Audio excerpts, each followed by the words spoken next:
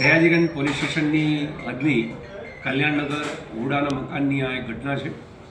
એક પુખ્ત વયની મહિલા 4 એપ્રિલે સયાજીગંજ પોલીસ સ્ટેશનમાં પોતાની ફરિયાદ હકીકત રજૂ કરેલી કે ભાઈ પોતે પોતાનો અંગત પળનો વિડીયો બાથરૂમના બારીમાંથી એક વ્યક્તિએ ઉતારેલો, જેના અનુસંધાને ભારતીય ન્યાય સંહિતા 77 મુજબનો ગુનો મહિલાની ફરિયાદ આધારે રજીસ્ટર કરવામાં આવેલો છે.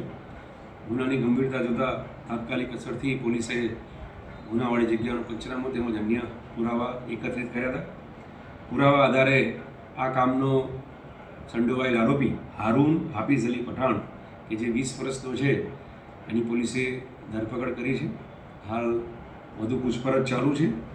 જે મોબાઈલમાં પોતાના મોબાઈલમાં આ મહિલાનો વિડીયો એણે ઉતાર્યો હતો, એ મોબાઈલ પોલીસે કબજે કરેલ છે અને FSL મોકલી અને વધુ પુરાવા એકત્રિત કરી તપાસ ચાલુ છે.